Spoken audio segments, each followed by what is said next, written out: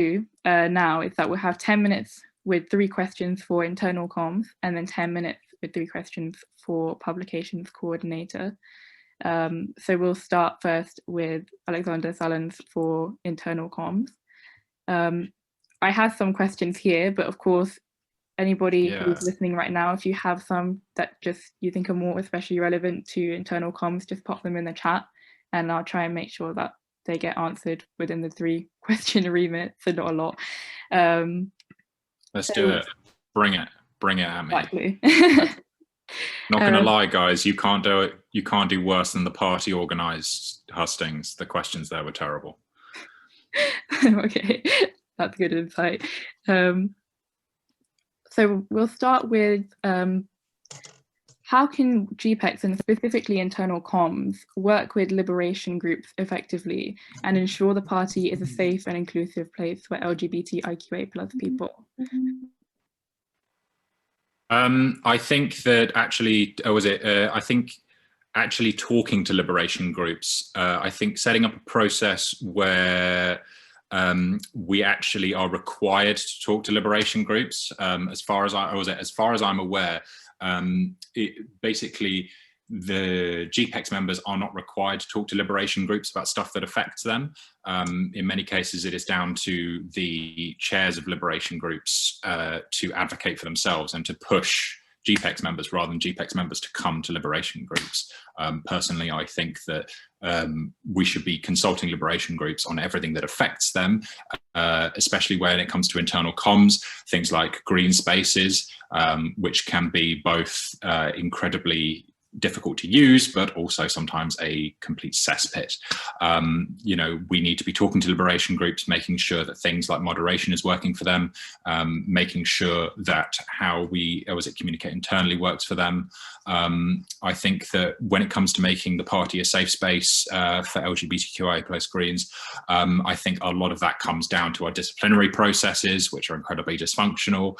Because obviously all GPEx members vote on many things beyond their brief. I think that I want to be looking to, you know, be investing money into our disciplinary process in order to actually get it, working, looking to communicate how our disciplinary process works to a lot of people so that people actually know how to use it. Because again, if you don't have a friend who is a constitution boff, you don't know how it works. I've had disciplinary complaints rejected before because I didn't know the Constitution like the back of my hand. It's ridiculous. It's dysfunctional. I'm pretty sure it contravenes the ECHR ruling on the Labour disciplinary procedures, you know, in 100 different ways. It's ridiculous. So yes, I was actually communicating with you guys, communicating with your chairs and representatives is the first and very important step. Yeah, absolutely. And I think based on that, like, coming forward and communicating and working with it, a good next question would be, what experience do you have working with minority groups and how successful has your previous work in this field been? I'm going to be very honest. I do not have any experience working with minority groups. I'll be perfectly honest. I did not come from a background where I do not come from a background. I did not grow up knowing LGBT Hustings. Hi, Thorn. Yeah, I did not come from a background where I knew a lot about people from an LGBTQIA+ Greens or LGBTQIA+ people. I did not come from a background where I knew a lot about people like that. I do not. You know, I grew up in a very conservative area in a particularly unpolitical family and a very uneducated family. I've had to learn a lot, both as an adult but also as a Green. And I have to say, I think that the LGBTQI+ Greens have been incredibly helpful in educating me. Other Greens have been, I want to work with you further. I want to work with you as the internal comms coordinator in order to help get the party better for you. Because if the party's better for you, then you're better activists. If the party's better for you, you are better people. You are, you are more, mentally healthy people. You are, you know, was it you are safer people, you are people better able to advocate for your own interests, which are absolutely should be at the heart of our movement. Was it, you know, at the heart of what we're advocating for as a party. You know, this party should be a safe space for you. It's an absolute travesty that it's not. We need to be, you know, we need to be making it that. You know, I don't have any prior experience working with minority groups in this role. I hope to build it. I hope to do well, and I hope to be someone that you can come to and work with. Great, thank you. Sorry, am I going on, or am I? Honestly, my timing is like, there's lots going on right now, but I know roughly that we have sort of 5 to 10 minutes for the 3 questions. So I'm just going to ask the final question and then we'll go on to Catherine. So final question is, how would you ensure more marginalized voices are represented in our comms and publications? Okay, so obviously external comms is under the purview of the comms coordinator. In the comms that I would theoretically have control over, I think, you know, talking to the LGBTIQA Greens, talking with our spokespeople, trying to work. What I want to try and do is try and get more diverse media in our internal comms. So working to get more video, stop the reams of text and the complete, you know, hailstorm of emails that's currently going around. You know, you get 3 a day, it's ridiculous. You know, I think actually highlighting the campaigns that are going on, actually communicating the very important stuff. Stop with the hot chocolate yoga is not important to me. I would much rather find out about, like, you know, the end conversion therapy campaign. You know, if I hadn't been contacted about help, like, editing a video for that campaign, I wouldn't have known. I don't think I'd have known about it. You know, I think our internal comms needs to be much more focused on the issues that we're campaigning on, the issues that we want to amplify, rather than the endless fundraising that never seems to go anywhere. I feel like that was a good yes. Thank you. Thanks, Rachel. Answer, and for answering our questions today. So we'll move on now to our 3 questions for fantastic. It was nerve-wracking. Coordinator, which is Catherine Bristow. So we'll start with, what does equality and diversity mean to you, and how will you embed that into your work on GPEx? I think equality and diversity kind of, so I feel like there's a big problem in the party where people talk about kind of inclusion by getting people of colour or LGBTIQA+ Greens on committees, or talking to them after they've already decided something and then just making sure that it's not completely terrible. So there kind of needs to be a change in the party where we're putting voices first rather than having it as an afterthought. So kind of going to the question on liberation groups and how we represent liberation groups in the party. I would like to see that the liberation groups were consulted first on policy, that we have a kind of joined up system in the party where the first people we talk to are our liberation groups, and to get those voices in there first, and not just as a exercise in inclusion, but actually taking on board those ideas from liberation groups, because we I think as a party we have a big problem of thinking of diversity as something we can just kind of tack on the party rather than being a core element of the party. Great, thanks so much, Catherine. And building on that, what processes and practices will you use to ensure minority groups are feeding into your work within your specific role, like perhaps when decisions are being made initially? Okay, so with publications, I think me and Rachel want to see a more diverse range of voices. So when there's articles in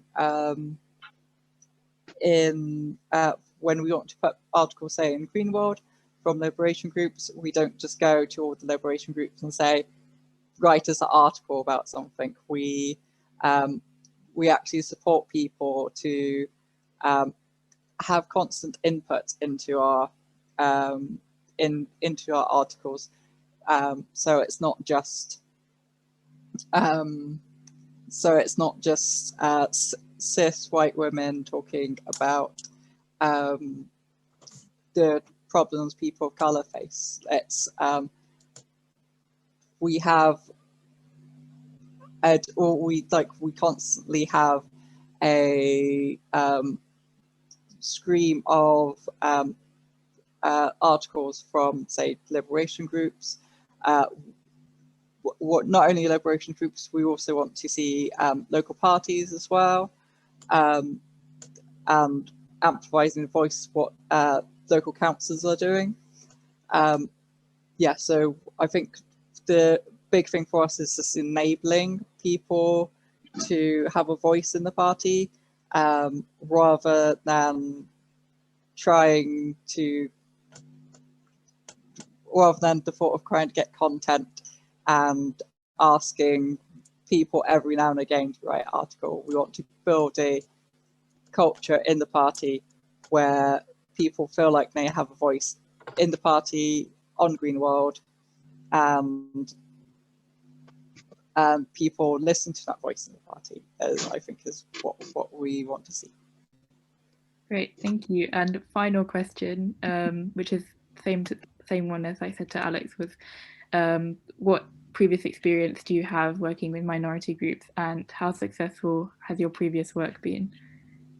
Okay, this is a very easy question for me. So I'm currently on the committee for LGBTIQA plus Greens. Obviously haven't organised as Hustings, but great work for people that are, and especially to Sanji for organising it all, putting it together at the last minute.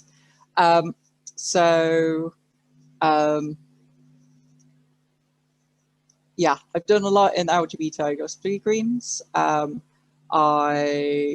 was the publications officer up until the last conference, and obviously we had 2 big motions supporting trans people passing at that conference, which I'm sure we're all happy with. I've also done work in Greens of Colour, which I also have sat on the committee before, doing work there and just making sure that people of colour has a voice in the party. I'm currently the chair of Green Party Women as well, trying to put forward a strong feminist voice in the party, and hopefully doing a lot more in the next few months, hopefully next year if I am re-elected in that post as well. Also, I have been involved in some community work in outside of the party, in especially with LGBTIQ plus groups. I currently sit on the board of a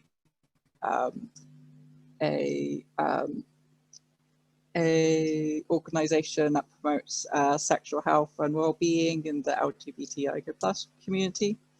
and I've also been on the steering group for LGBTIQA plus mental health, supporting, so that was based in Bristol, and that's kind of making sure there's good mental health provision for LGBTIQA plus people in the city, talking with the CTGC, basically with the, they had a big COVID, NHS had a big COVID plan for mental health put together.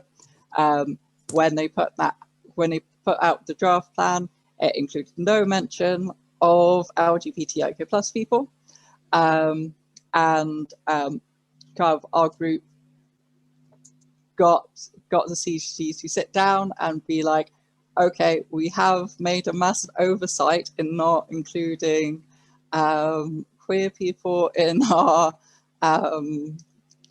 our strategy for mental health, and this whole plan was supposed to be to recognise marginalised groups. It had like people of colour in it, but it didn't have any mention of our community in it.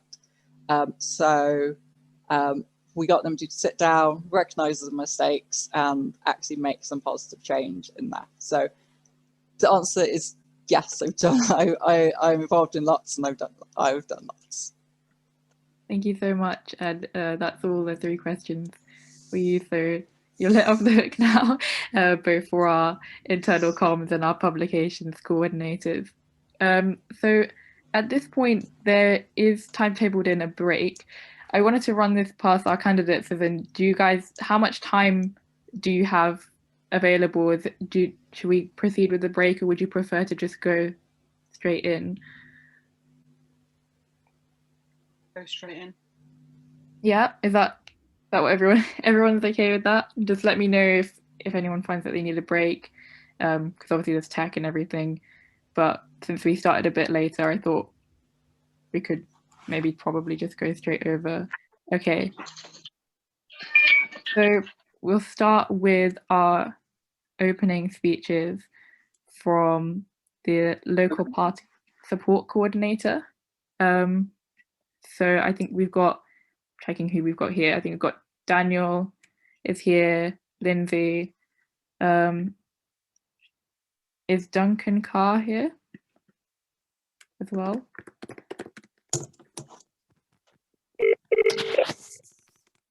Don't think so. And then I think we've got Rosie. Thanks everyone for joining us. We'll start with Daniel. You have 2 minutes to make your opening speech, and then we'll. Hello. Yeah. Hello. You called Alcantara. I think I put Carmen on mute because there was a call going on there. Okay. Yeah. Daniel, if you want to start now. It's myself and Lindsay, so we'll take a minute each. Okay, Lindsay, sure. you want to go first? Okay, yeah. Try not to speak too much. Lindsay McAteer, I'm the chair and leader of Warrington and Holton Green Party. LGBTIQ plus is my community, and it's a community I've been active in for 10, 20 years, I guess, maybe more, maybe longer. Diversity and empowerment, really important to me. We've been able to do some campaigns even during lockdown on No Hate Poland in terms of the LGBT free zones there. So we have been able to do some campaigning. There is quite a large proportion of my branch are LGBTIQA plus, and I'm involved in the community in Warrington, and I co-convene a social meetup group. So what did I want to say? What I want to say is that there's so much institutionalized discrimination at play out there, and I think that it's a huge battle for us. Transphobia is a massive problem for our party, and we need to take strong action against people who are sort of propounding these kind of crazy ideas and ridiculous discrimination, hate crime. So I thought that's probably my minute up now, isn't it? So, sorry about that. I just want to tell you a bit about myself. So anyway, go on. Thank you so much, Lindsay. And then 1 minute for Daniel.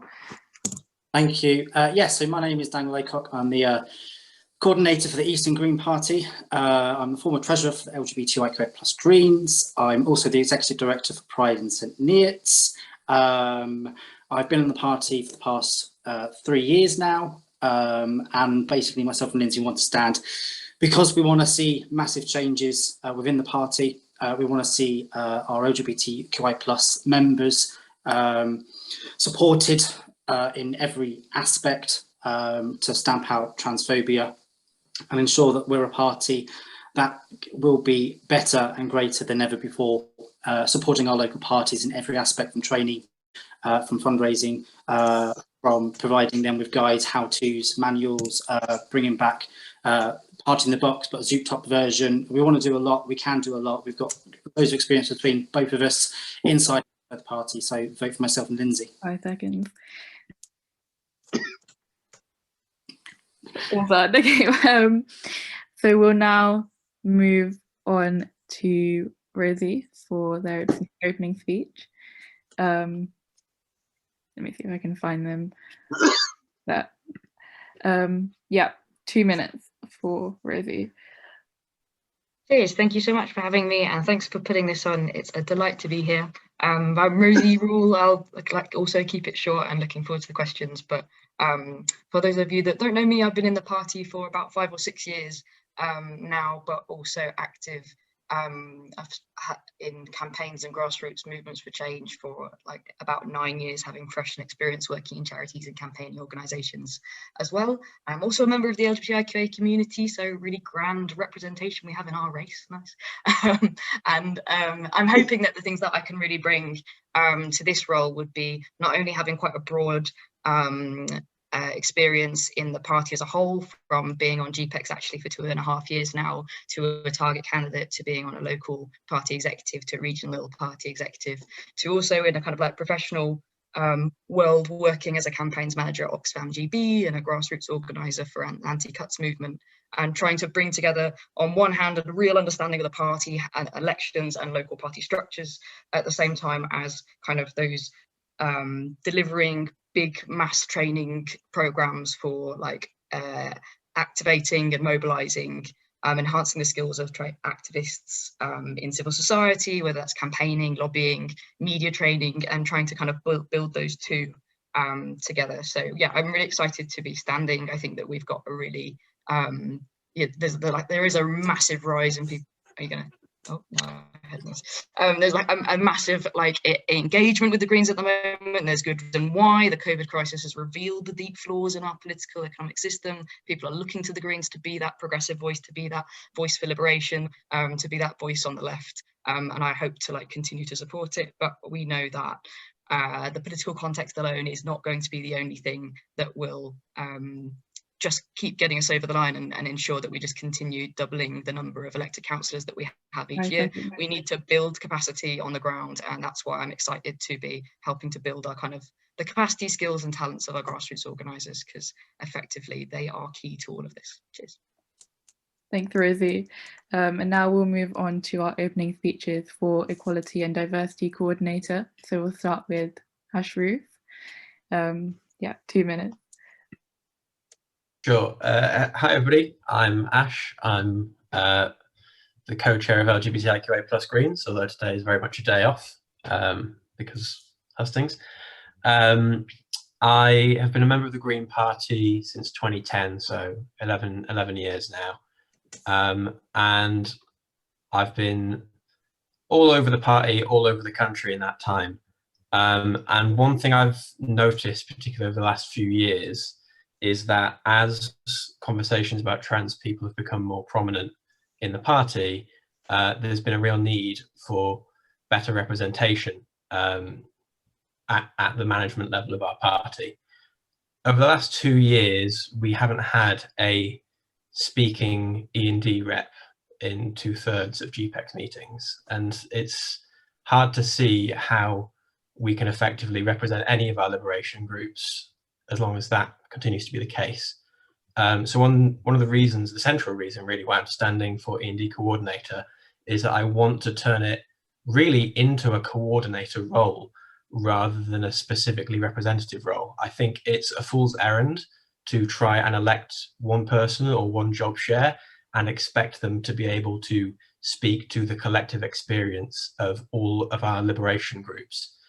We now have 10 different groups attending E&D committee.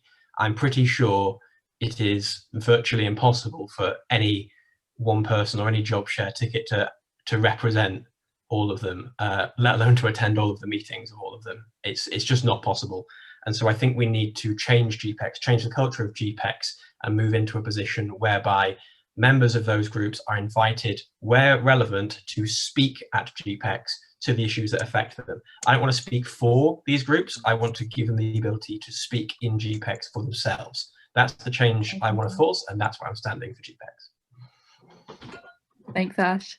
And now we'll move on to it's a joint chair ticket of Rashid and Zaya, but I'm not sure if Rashid was able to make it today.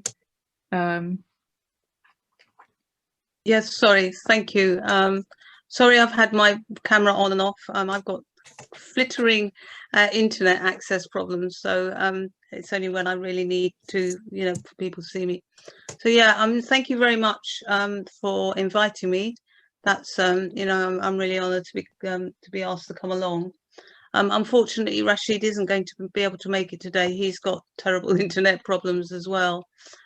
So unfortunately, you've just got me.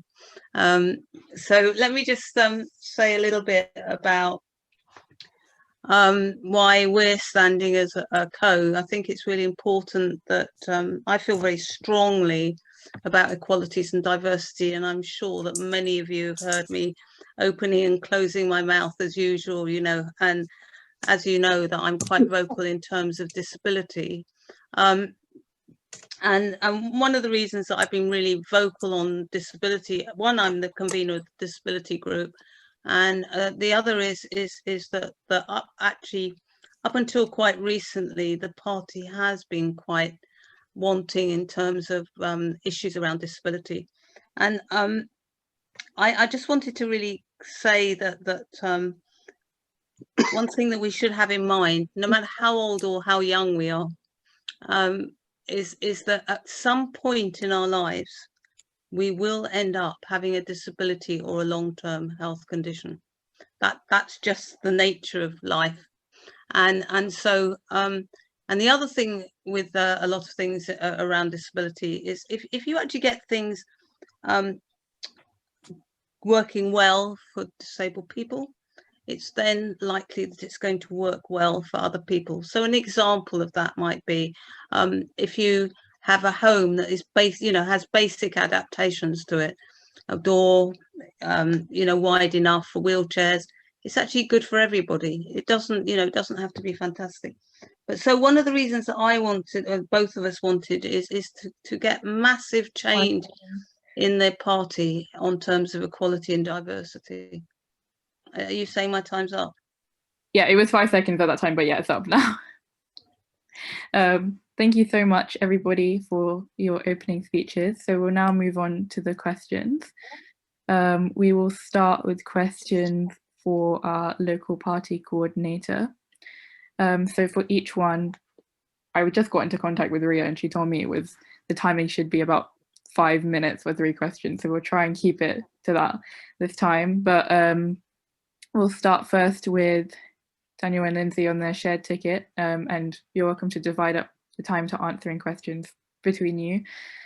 And the first question is, as a trans person, it's really important to me, this is not me as a trans person, by the way, this is someone who submitted this question.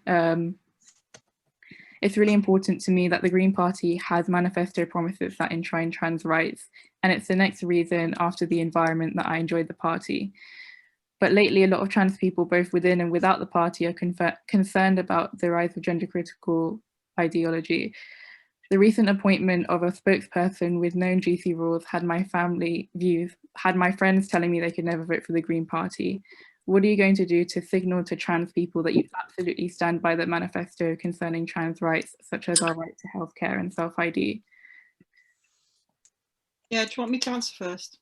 Yeah, our branch were, completely incensed by the appointment of a particular spokesperson, and we wrote an open letter and put it on social media as a result of that, there is a complaint now in against myself and the whole of my branch for, you know, just raising the point as to democracy, how the spokespeople were actually chosen or decided upon or voted upon, and also concern about one of the spokesperson's stances and history of comments that he'd made, which have been transphobic and contrary, of course, to Green Party policy. So at the moment, I'm in the middle of a sort of a bit of a storm to do with it. But we will all, our branch and also as community, as myself and Daniel as coordinators, will always stand up for justice, human rights, for trans rights, and for, you know, above all else, and for the rights of people to be able to live their lives freely and without hindrance. Yeah. No, I think Lindsay kind of nailed it on the head there. Both of us will always stand up for the trans community inside and outside the party. It's really disheartening and heartbreaking to see every day that trans people are attacked in the media, in the party, outside the party, and even a high-profile person attacking the community on a regular basis. It's about, as GPEx members, standing up for trans people, LGBTIQA plus community as well, every single day, to ensure that those voices are heard upon GPEx. Because I think Ash kind of said it really quite elegantly, that we need to change the language, the behaviour inside and on GPEx moving forward. So I think between both of us, that will ensure, and working with others as well on GPEx, regardless of their views, it's about working with others, because you have to work together. But I think with those who are gender critical, that have gender critical ideology, it is more a case of talking to them, making them sure that they understand that trans rights are human rights, that trans men and men, trans women and women, non-binary identities are valid. And it's about that consistency within the party that we need to uphold and to continue to campaign for on a daily basis. I've got my local party coordinators trans as well. And so I see it on a daily basis, the struggle that she goes through, the struggle that, as a local party coordinator as well, that what she sees inside the party is heartbreaking to her.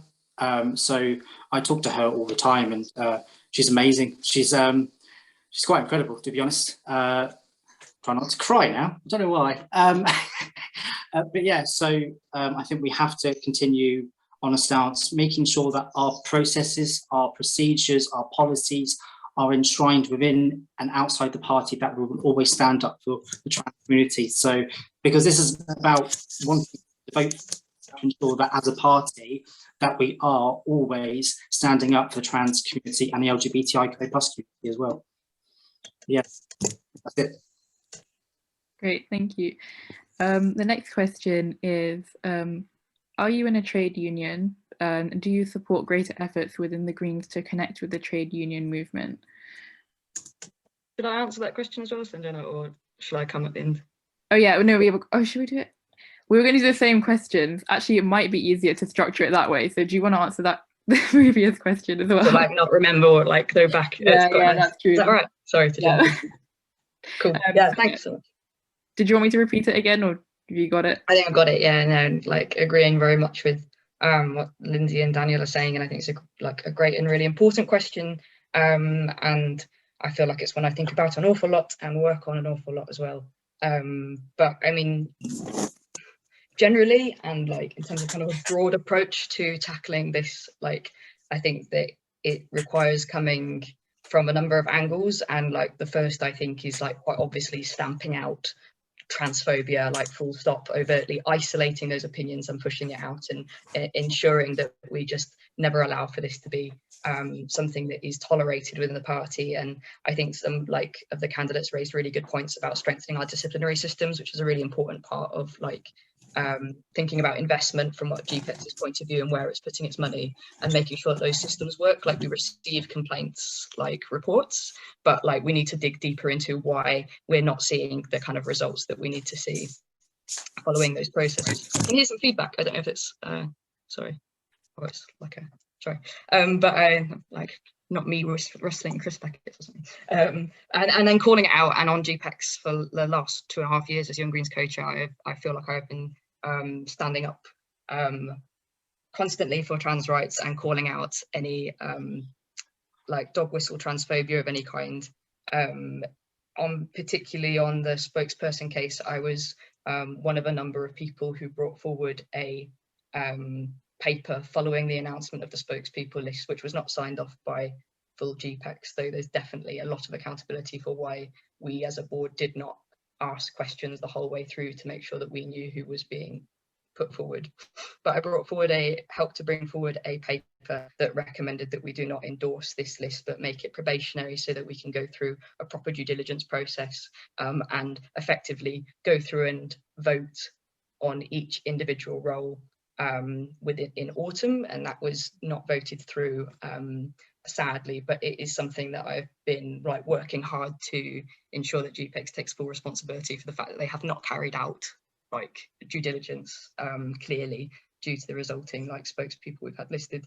The second kind of approach, I think, is political organising, and that means building a movement around trans rights and proudly making sure that the Green Party is the party that trans members and non-binary members can feel at home, ensuring our campaigns are loud, our presence is loud at Pride events, our training is there, and these are things that I think a local party support coordinator can help to deliver, like bringing together LGBTIQA plus Greens with local parties, regional parties, to think about what that looks like from around simple things such as manifesto literature in the Young Greens, we launched a petition around getting candidates to sign up to protect trans rights and young trans people if they got elected. So there's lots of work that can be done around celebrating and showing us to be that kind of positive voice that I think is really important, and it helps to isolate the outliers, let's call them.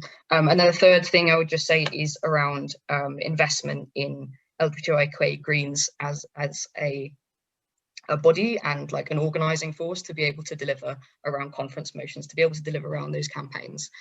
This should be the organising force that knows how to deal with these issues best, and it needs thorough investment. I think that's also something GPEx can look at.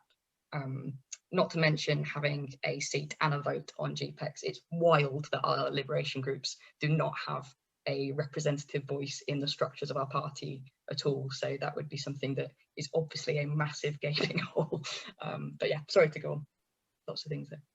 Great, thanks Rosie. And we'll move on to our second question now. So first to Lindsay and Daniel. Are you in a trade union, and do you support greater efforts within the Greens to connect with the trade union movement? Okay, I'll answer first. I am in a trade union, although I am currently self-employed. I've been in trade unions all of my life. In the past, I've been a trade union delegate when I lived in New Zealand for the Public Service Association. I think it's really important that we connect with trade unions and with working people, and that trade unionists have a voice and a say in our party, and because there's a massive role to play there. And also there's a big role to play in beating down the barriers of labour and trade unions, and that connection there, which is so tight, which I came across quite a lot in Usdaw actually when I was working in the shops a while ago. But okay, that's about me. I'll keep going on the shop. That was quite interesting. So this is quite interesting because I'm actually going to say I'm not, because actually I'm not in a job. So I've been unemployed since just after the general election, when I was a campaign manager for the party, and then COVID hit, so it's been fun. I did work for Tesco's for just a while, but I didn't feel it's very safe. So maybe I should have joined a union then. That could have been interesting. But yeah, so I'm not in a trade union. I do think as a party we should be more aligned with the trade union, regardless on whether it's like Usdaw, whether it's Unite, whether it's other unions that I know that the party and I know that different parts of the party kind of work with, and the trade union groups too. But we can also do it locally as well. We should be working locally with our trade unions with trade union reps. I talked with Unite locally here because they're going to be helping to fundraise some of our Pride and St. Neots for our physical event next year. So I think as a party, we do need to be working a lot more closely with them. I know that some trade unions are really coming out now on a stance on trans rights as well. So I know that could be working hand in hand with the trade unions to ensure that we're actually doing this work together. So we can get all trade unions shouting out from the rooftops that trans rights are human rights, and to ensure that they actually are using that within their own movements as well, alongside the Green Party as well. Great, thank you both, and we'll go to Rosie for that question as well. Thanks, yeah. Totally, I'm a trade union member. I'm a member of the UCU, University Colleges Union, as a PhD student studying workers' rights. So it's something it's really important to me. And I feel like, yeah, especially in the last year, you know, COVID has revealed, when you look around and you think about like, who was it that kept society running? It was workers on the front line. It was workers that are vital to keeping our society running. It is workers that will be vital in forging progressive change, and that's where our like power lies, I think, in kind of working class movements in terms of like a class-based analysis. And I think that the Green Party like has those kind of socialist principles at their heart, and I think it's really important that we look to when we're looking to campaigning on a Green New Deal, that we are putting workers at the forefront of this, and we are working really tightly with trade unions to deliver and make sure that it is workers' voices that are like helping power those movements, because it's been a flaw, I think, in the environmental movement going back like decades that wasn't brought with it then, and we need it now. In terms of like the Green Party locally and within this role as local party support coordinator, I think that I can strengthen I can build on those principles through working closely with the trade union group that I work with have been working quite closely with as the Young Greens, and organising kind of like joint learning, shared learning about how to have effective like relationships with local trade unions, ensure that the trade union liaison officer roles where they exist on local parties are supported and trained, and that those kind of links are understood. And I think there's some really exciting ideas coming out of the trade union group in the Green Party in particular, for example, recently around the anniversary NHS protests, where they were kind of delivering leaflets for local parties to go and take out to rallies and be a really prominent force behind workers' movements in their communities. So I think that that's like really exciting work that could be supported by the local party support coordinator as well. Great, thank you. And final question is, when was the last time you changed your mind on a political issue, and what made you change your mind? We'll go to Rosie first this time, and then to Daniel and Lindsay. Play this game in the pub and I always hate it. But like, I'm going to admit something honestly. I went to a private school for 2 years of school, which was an international school. And at the time, I felt like I was so lucky to go to this international school to meet people from all across the world for my sixth form years. And I thought that can only be a good thing, that I want loads of people to be able to like be a part of this and go along. And I want there to be more of them in my mind, until I realized that it didn't necessarily mean that we need a private education. I don't think I ever really believe this, but I recognize that, hey, you know what, international schools would be way better if they were state run and invested. We don't need a private school education system to support some alternative ideas around education. And actually the thing that politicized me, funnily enough, and got me involved in the Green Party was the anti-fees and cuts movement, where I kind of like came through this journey. So I'll throw that out there. I was very privileged for those 2 years, and that scuppered me for a moment, but I came back. Yeah. Thank you, Rosie, and we'll go to Daniel and Lindsay. I'll go first. I'll go first, because this is going to be interesting. So I'm going to talk about Brexit. Sorry, someone had to bring that. So back in the EU referendum, I was actually with the Lib Dems at the time, and I know, poor me, and I was actually on the fence on Brexit. But during the EU referendum, the campaign itself, I was actually really weirdly, I don't know how this happened, but persuaded to vote leave. Don't ask me why. I still don't know now. And I actually changed my mind, unfortunately, after the vote, obviously, and we lost. And then that's where I got actually involved with a grassroots campaign movement called Remain Now. So it's those who voted leave, but then has since changed their mind. I was like going to rallies, I was going to do speeches across the country talking about Remain Now and why I voted leave. And so, yes, that was a big political thing for me. So, yeah, apologies. Sorry, if there's another vote, I'll vote Remain. Don't worry this time.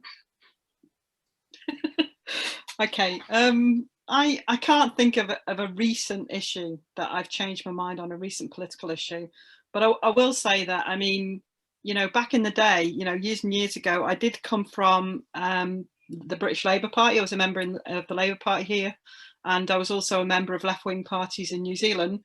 And when I moved back to Britain in 1997, which is about 24 years ago, a good friend of mine was telling me that eventually climate change was just going to destroy the country, destroy the world, and we were going to be struggling to survive.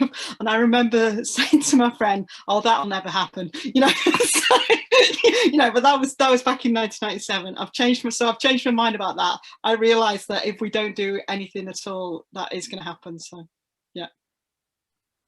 Thank you all the local party support coordinator candidates for answering our questions. And finally, we'll go to our equality and diversity coordinators for the 3 questions. And then following that, we'll have closing speeches.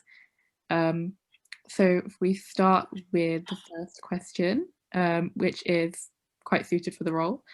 What does equality and diversity mean to you, and how will you embed that into your work on GPEx? If we go to Ash first. Sure. For me, this means, in the context of our party, ensuring that everyone in our party is on equal footing. And that can be in terms of accessibility, but it can also be in terms of how welcoming the culture of our party is. It's quite often the case that if you're a member of a liberation group, that certain things are expected of you or projected onto you in this party. Either you are assumed to believe certain things, or you are expected to solely talk about the fact that you're a member of a liberation group. I didn't join LGBTIQA+ Greens until late last year. For 10 years, I was never a member. But I found post 2017 that the only thing people wanted to talk to me about was trans issues, even though I was quite busy trying to stop trees being felled or stop fracking or hunt sabbing. But nobody was interested in that anymore all of a sudden. I think we need to get ourselves back into a place where people are able to fight for the causes they want to fight for, that they aren't tokenized for being members of liberation groups, and that they aren't pushed forward into speaking on areas that aren't their main focus, aren't the reason why they joined the party. I think when we get there, we'll be doing a lot better as a party. Great, thank you, Ash. And Zaya, do you want to take that question as well? Yeah, could you repeat it for me just so that I can? Yeah, of course. What does equality and diversity mean to you, and how will you embed that into your work on GPEx? Well, equalities and diversity means everything to me, actually, because if our society, and heaven forbid the Green Party, was actually you know, took equalities and diversity seriously, we would be representing many of the people in our societies. So, you know, in terms of disability, in terms of race, in terms of class, in terms of women, in terms of senior people, you know, equalities and diversities is hugely, hugely important. And actually it represents a good percentage of us in the party as well. So, yeah, for me, equalities, and it is that important. It is about life, and it's about my life, and it's about all of your lives, equality and diversity. And how would I like to, so I want to make that, excuse me, I would want to make that in the forefront of my role in the party. And one of the ways that we can do it is we can actually start taking data.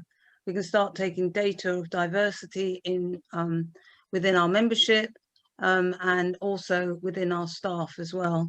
And for me, equalities and diversity in the employment of our staff is hugely important. I would like our staff to be reflective of society, and I'm not so sure in terms of demographics that's the case. The other thing that I would love to see, if I could wave a magic wand, is that when we have conference, I would actually love to see that the liberation groups are not meetings are not across one or other, because I don't know about anybody else who falls in the liberation groups, but I end up having to make choices. I have to make a choice as to whether I'm a person of colour, or I'm a person with a disability, or I'm a person, you know, a woman or somebody who's senior. None of us should have to be making that choice. The reality of life is we cannot cut ourselves up into little pieces. That's what we are as a whole. And I strongly believe, and I will be pushing, if I win this with Rashid, we definitely will be pushing intersectionality, because it is the responsibility of all the liberation groups to look after the other members of society, women, LGBTQI, disability, race, all of that. It is their responsibility to also look at it. And actually, eventually, my plan is that when we do that, we would actually, the whole party would be looking at how important equalities and diversity is, not only for the party, but actually within our normal society. So, vote for me. I'm Rashid.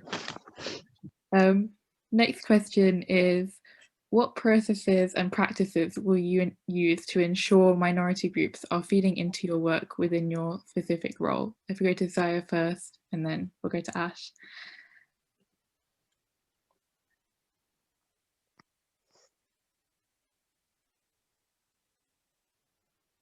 Zaya, are you okay to answer that? Sorry, who is speaking? Oh, are you okay to answer the question first? I thought you'd asked Ash, sorry. Oh no, yeah, I'm just switching it each time now. But do you want me to repeat the question? Yeah, yes, please, because I don't understand it, but go on. What experience, oh no, that's not the one, sorry. What processes and practices will you use to ensure minority groups are feeding into your work within your specific role? Well, I will continue as to what I'm doing at the moment. So I'm sure many of you are, I'm the convener of the disability group, and I have also the honour of being involved in the on the committee of Greens of Colour. And one of the things that I have, I've already been involved with is setting up the conveners group. So all the conveners of the liberation groups are actually meeting. And the most important thing of that group is that we can look at issues that we all, you know, we have things in common with, and that we can actually be taking those up within the party and also through GPEx, Polcom, wherever we're, you know, wherever we're there. And so that's the beginning. I've already started it, even though I'm, you know, I'm not on GPEx, and that's things that we can do. One of the things that, you know, I think we have to keep raising. We have to start getting all the groups to be joining together, fighting on issues internally and externally. So one of the issues that you know, is hugely important, and we should all be, is actually this national health bill, because it affects all of us. It's, you know, and we should be fighting for that internally in the party to make sure that we have a really good position on it, and also outside of the party, you know, so that, and the other thing that I would do, I mean, really, I want to see what's, you know, how we're spending our money. You know, I'm not quite sure if we really do know how the money in the party is being spent. We get to see snippets of stuff. What I'd like to be seeing is transparency with the members, because at the end of the day, the party is only what your members are. So that those are the main things. And just lastly, one of the things that I want to get changed is that we, you know, all of our electronic communications, we have to, accessibility, we actually have to have other ways of communicating with our membership, and we have to stop asking in every email that we get money. We're not, you know, we don't have pockets that are like deep as a well, and we've actually got to, you know, we need to be putting our money in places that are really important. And so, you know, because what I want, if we do send the emails out, I want people to read them. What I know is happening, that most people that are getting emails from the Green Party are just dumping them in the bin. And that's sad, because you know, what happens is you lose very important stuff. So those are the beginnings of some of the things. I want to do some work regionally in looking at intersectionality. I want to raise the issues of working classes within the party, you know, and also outside in a general committee. So those are the things that I want to do. And I'm sure many people who've heard me before and have had any dealings with me, I am a determined person, and it is something, if I say I'm going to do something, I will do it. It may mean that I've got to, you know, go up a few hills and down a few dales, but I will do it. Thank you. And Ash, same question. Processes and practices will you use to ensure minority groups are feeding into your work? Sure. There's a few things I want to do. First of all, I want to improve E&D committee. I want to ensure that we're actually meeting at times when all of our members can actually attend. That's not currently been the case. Second of all, I want to introduce surgeries. I want to actually be, rather than just turning up to E&D committee and hoping that we can fit everything into an hour and hoping that people can turn up that have things that need to be said, and also hoping that whoever is sent from each liberation group is able to speak to the experiences collectively of all the people that they've spoken to in their group. I'd like to make myself available. I'd like to make an open invite that all of the liberation groups will be able to bring me either into a specified one of their meetings, or if they want a specific Q&A with me, that's fine. I want to make myself more accountable to each of the liberation committees.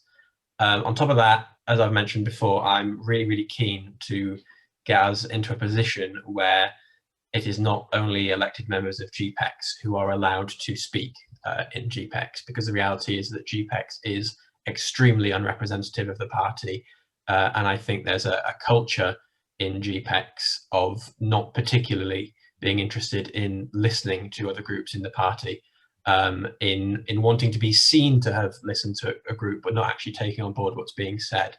GPEx has lacked oversight for a really long time, has been immune to criticism for a very long time. Nothing seems to stick to GPEx. In a recent meeting, SOC informed GPEx that they had assigned spokespeople completely contrary to the guidance that they were given, and it was said in GPEx that they didn't care because they didn't have to follow what SOC said. That GPEx don't care about the Constitution, they don't care about being accountable, they don't care about anything. Nothing sticks to GPEx right now. Even suspensions don't seem to stick to GPEx members, they just decide to cancel it. Everything that GPEx does that people were most interested in talking about keeps getting stuck behind closed meetings. There is absolutely no way for GPEx to be accountable right now, and I want to change that. I want to get members of our liberation groups allowed to speak to the issues that actually affect them in GPEx meetings. I want to have GPEx have no closed meetings unless it's actually unanimous among GPEx members that the meeting needs to be closed, because I think there are a lot of things that are being put behind closed meetings that are just personally embarrassing to GPEx members. That is not a good reason for something to be a closed meeting. It is not a good reason to be unaccountable. And I think a lot of the recent closed meetings have been about E&D issues. And so not only are we not able to speak in GPEx, but we're not even able to listen in GPEx. We need to change that. We can't fix this party while we've got this cancerous management culture in the party. We need to change that, and we need to elect an E&D officer that will combat that really toxic culture. Thank you both. And our final question is going back to one we've asked before, but as a trans person, or many trans people in the party have felt that, there's been a lot going on with the rise of gender critical ideology, especially with the recent appointment of a spokesperson. And how will you show that you fully commit to and support trans and non-binary people, and that you stand by the manifesto concerning trans rights, such as the right to healthcare and self-ID? If we go to Ash first. Well, I am trans and non-binary for a start, and I've helped write a lot of our recent policy. I don't think there's necessarily much doubt as to my commitment on these things. I speak at conference about them. I've been very vocal for a number of years now on these issues. Trans healthcare is something I'm extremely passionate about. Even outside the party, I work in a think tank as a healthcare spokesperson, specifically to make sure that trans healthcare is being looked at and being addressed and being talked about. I think it's fair to say that I've put a huge amount of hours, possibly more hours than virtually anybody else in the party, talking about trans healthcare. If members are worried that I'm not in support of our policy or in support of trans rights or trans healthcare after that, then I'm not sure what else I can do, to be honest. That's it. Thanks very much, Ash. And finally, over to Zaya. The question is, what will you do to signal to trans people that you absolutely stand by their rights and the manifesto concerning their right to healthcare and self-ID? Yeah. I mean, the right to self-ID is an absolute right for anybody, and the right of healthcare is an absolute right as well, and everybody should be having good healthcare. And you know, I mean, I read an article the other day which was just destroying to me, which was a woman who trans to a man that hadn't, because of the whole thing about your medical, you know, it changes to gender, what your new, you know, identity, and they actually died of cervical cancer, and that was purely because of the dreadful situation that we have in this country, that you know, you're not, that when you change, when you do a change in terms of your medical records, what doesn't follow is the medical tests and things that you need, and that goes actually for all of all of us, you know, in terms of disability, age, or whatever. So I think absolutely I support, and yes, and trans issues are important. We have to deal with all of these things on an equal basis, and I as I say, I support the issues of trans issues. I hugely support them, but I also, my role as a GPEx member of GPEx on the equalities and diversity is that I have to ensure that I am treating everybody and every intersectionality, and equally. So when the issues come up, I will deal with them, and I will, you know, speak out on them. Health is a huge, and you know, Ash and I have had long conversations in terms of health, and you know, people who have spoken with me on health, I'm very, very strong on the issue of, you know, health, education, in terms of everybody getting what they need, and that's what, you know, that's what we should be fighting for within the party and also within our society. Great, thank you so much both, and everyone, for answering today's questions. We're almost there, so we'll just finish off now with everybody's closing speeches. So we'll start by going back to our first two roles with internal comms. So Alexander, if you wanted to do your final closing speech, which will again be 2 minutes.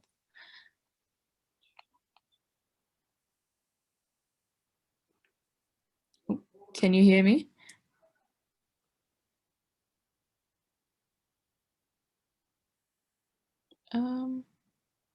If we maybe start with Catherine first, and then we can go back to Alexander, that might work. And hopefully we can get through all the closing speeches. Yeah, I can go first, that's fine. So we all know that there's problems in the party, As a trans person, I face more than my fair share of discrimination in the party. And Rachel and I want to see put end to the institutionalized bigotry we have in this party. We want no more debate on trans people's lives, so that LGBTIQ plus people aren't just fighting against transphobia every single second of our time.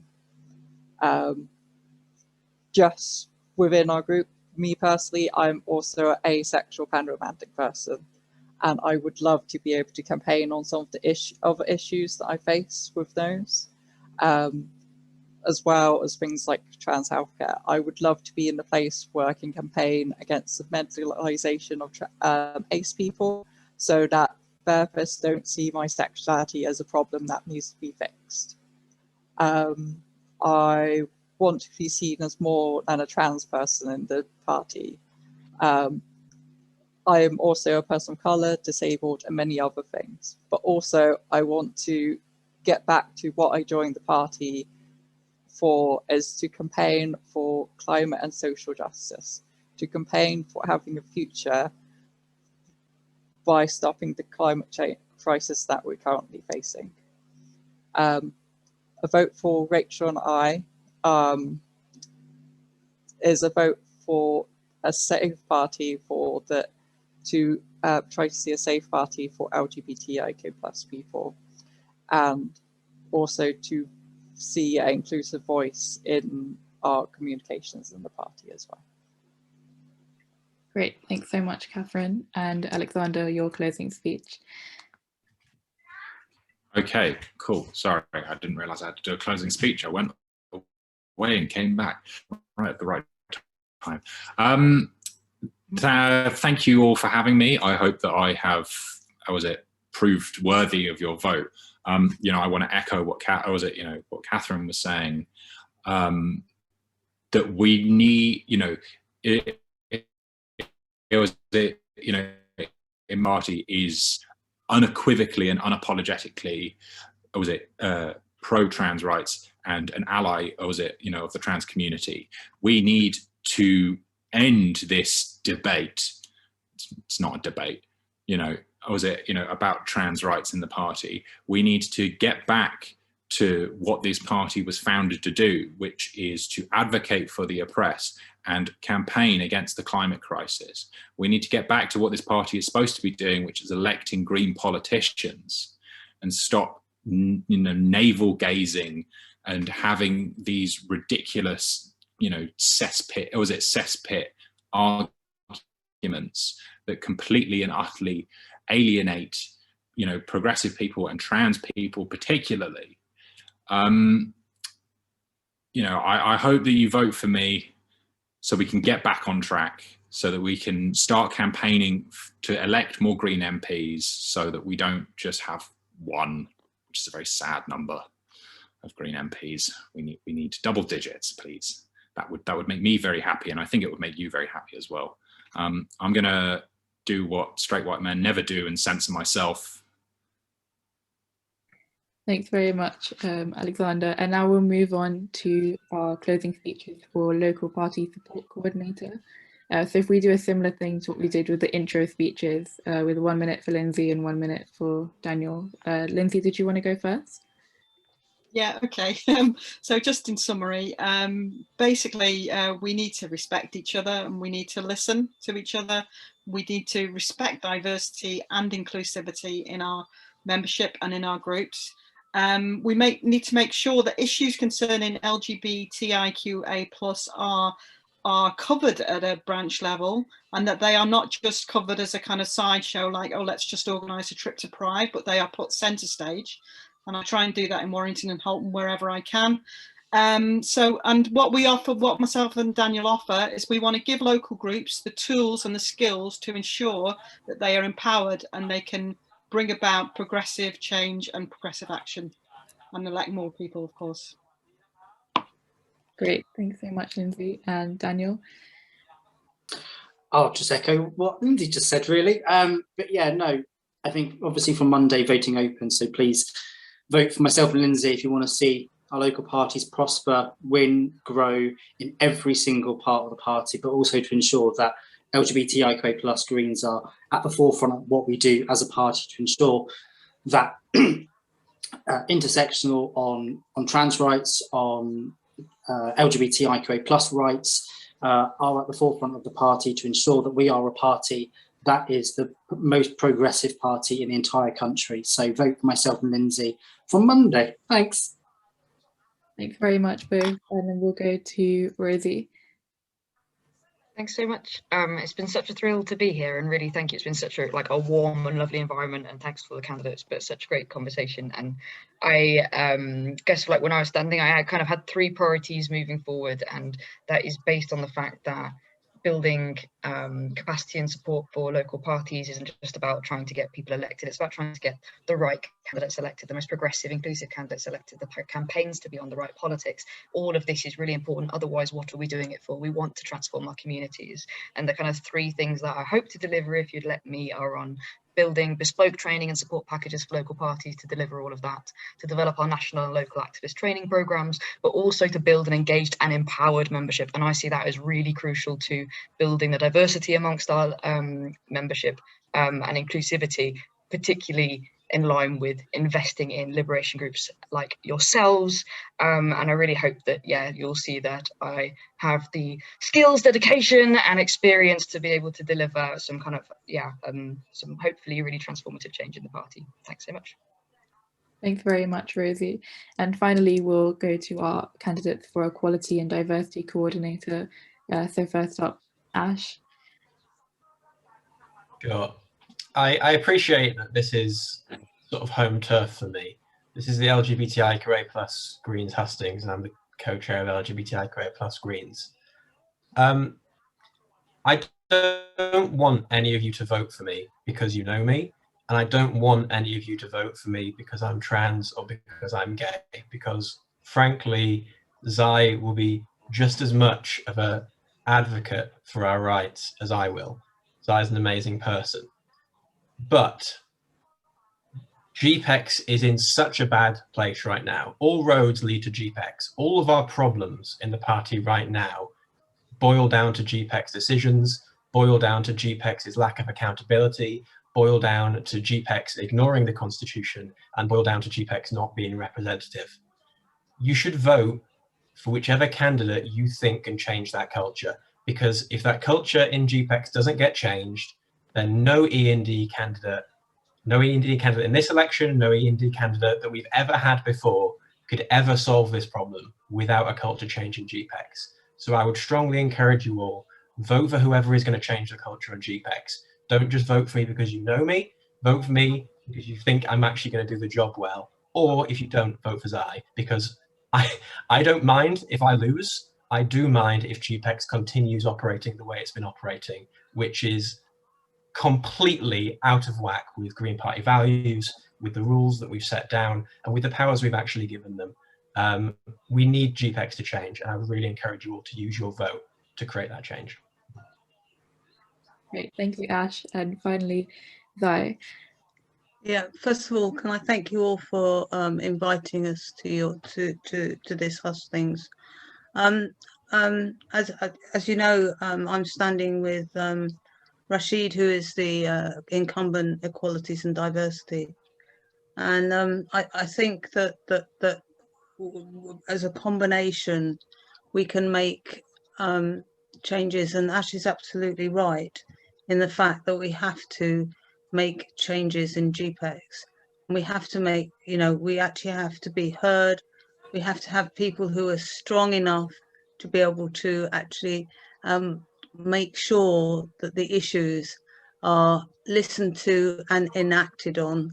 Now, many of you may know that I'm a previous Paralympian, and one of the things I can tell you about being a sports person is that you fight for your goals, you work hard for your goals, and we are, and end goal is to win, but we have to do it with integrity, we have to do it with honesty, and so yeah, I mean, those are the things that I think we both think that's important, is that we have to make a huge change in the party.